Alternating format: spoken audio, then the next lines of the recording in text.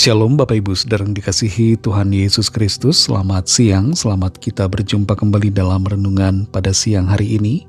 Kiranya saudara semua selalu ada dalam keadaan yang baik, penuh dengan semangat dan selalu bersuka cita dalam segala aktivitas dalam anugerah Tuhan. Dalam kitab Keluaran pasal 16 ayat 35 tertulis, orang Israel makan manna 40 tahun lamanya, sampai mereka tiba di tanah yang didiami orang. Mereka makan manna sampai tiba di perbatasan tanah Kanaan.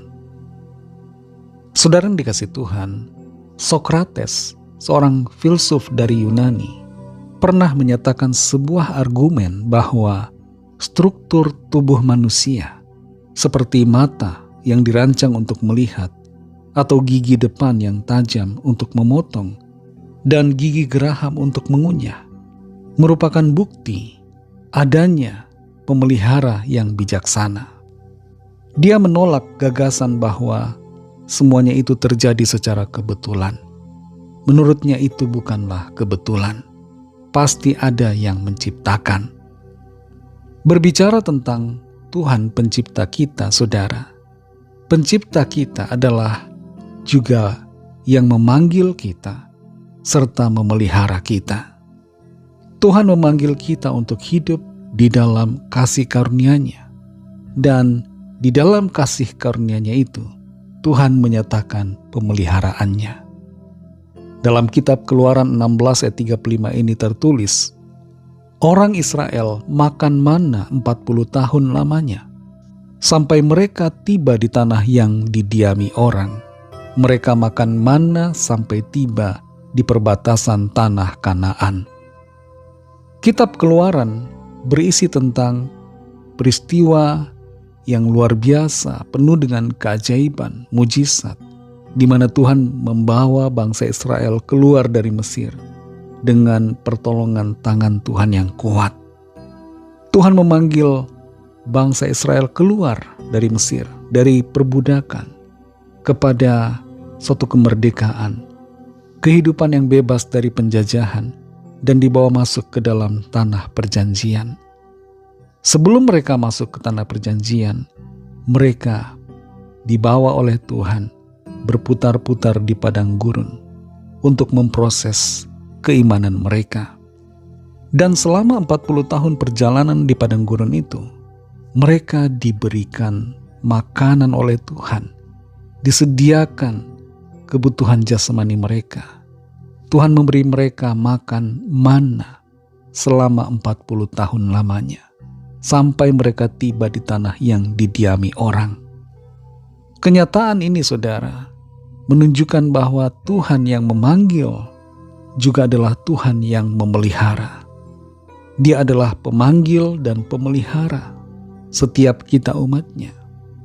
Kalau bangsa Israel dipanggil keluar dari Mesir, dipelihara Tuhan di padang gurun dengan cara yang begitu luar biasa ajaib, maka kita pun, saudara, dalam kehidupan yang kita jalani saat ini dalam panggilan Tuhan, kita perlu menyadari dengan sebenar-benarnya bahwa Tuhan yang memanggil kita pasti akan memelihara kita.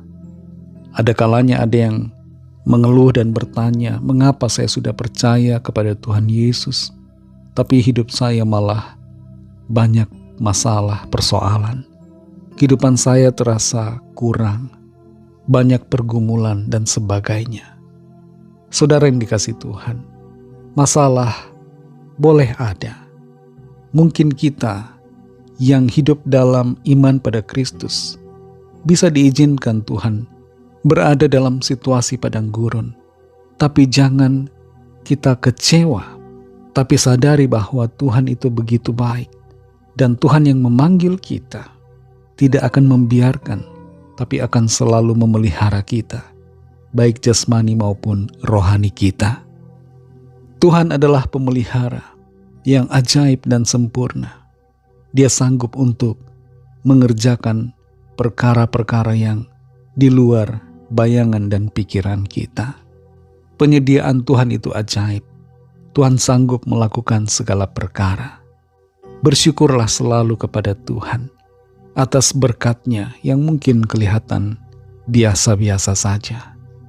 Manna adalah berkat dari sorga. Kelihatannya bukan makanan yang mewah, tapi diberikan Tuhan untuk memelihara kehidupan mereka.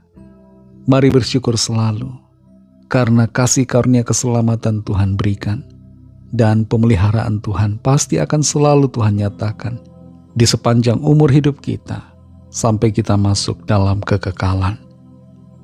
Mari kita berdoa.